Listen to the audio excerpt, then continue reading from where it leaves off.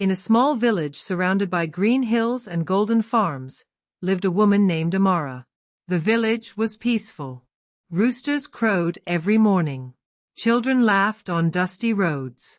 Women sang while pounding yam. Men returned from farms at sunset. Life moved gently. But inside Amara's heart, there was noise. Amara was 35 years old. She was kind. She was hard-working. She was respectful. Every morning, she woke before sunrise. She swept her compound, fetched water, cooked for her family, went to her small shop in the market. Yet, every night she felt empty, because everyone around her seemed to be moving forward, and she was standing still. Amara's childhood friends were doing well.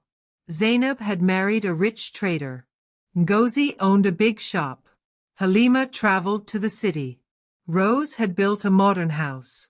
Whenever Amara visited them, she smiled. She laughed. She congratulated them.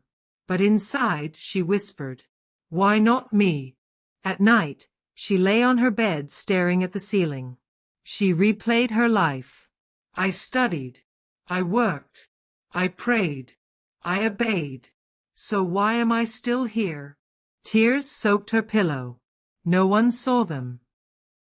One Saturday morning, Amara went to the market. The sun was bright.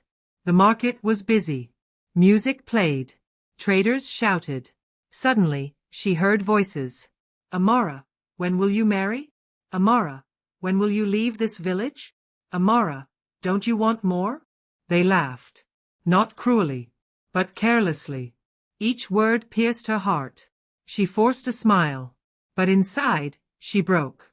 Slowly, Amara changed. She stopped singing, stopped laughing, stopped dreaming. Her food lost taste. Her work lost meaning. She began avoiding people. She avoided weddings, birthdays, celebrations, because every joy reminded her of her pain. One evening, her mother said gently, "My daughter, why are you always sad?" Amara replied, "I'm fine, Mama." But she wasn't. One hot afternoon, Amara went to fetch water at the river. The sun was strong. The wind was quiet. There, she saw an old woman named Mama Oma. Mama Oma was over 70. Wrinkled face, gray hair, bent back. Yet her eyes were bright. She was planting seeds by the riverbank. Under the hot sun, Amara laughed softly. "Mama, why are you planting now? The rains are far." Mama Oma smiled. "My child, come and sit." Amara sat beside her. Mama Oma picked up a seed. She said, "This seed looks useless." She dropped it in Amara's hand.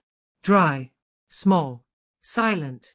"But inside," she continued, "is a forest." She pointed to her farm. Some plants were tall. Some were short. Some were just sprouting. "All are alive," she said. "All are growing. None is late." Amara listened. Her heart trembled. Mama Oma looked at her and said, "You have been counting other people's harvest, and forgetting your own soil." That night, Amara couldn't sleep. She remembered. Dry seed, forest inside. Different seasons. She realized. She had been killing her joy. With comparison. With impatience. With fear. She whispered, "Maybe I'm not useless. Maybe I'm growing." From that day, Amara changed. Not suddenly. Not magically. Slowly. She started learning tailoring. Saved small money. Read books. Prayed calmly. She stopped watching others. She focused on herself.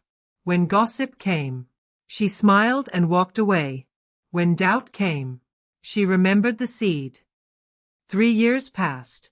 5 years passed. People didn't notice much. But something was growing. Amara became skilled, respected, confident. Her tailoring shop expanded. She trained young girls. She supported her family. Peace filled her heart. One day, the village chief invited her. "Amara," he said, You are an example. You lifted others while growing. She was honored. She cried. Not tears of pain. Tears of gratitude. One evening, Amara visited the river.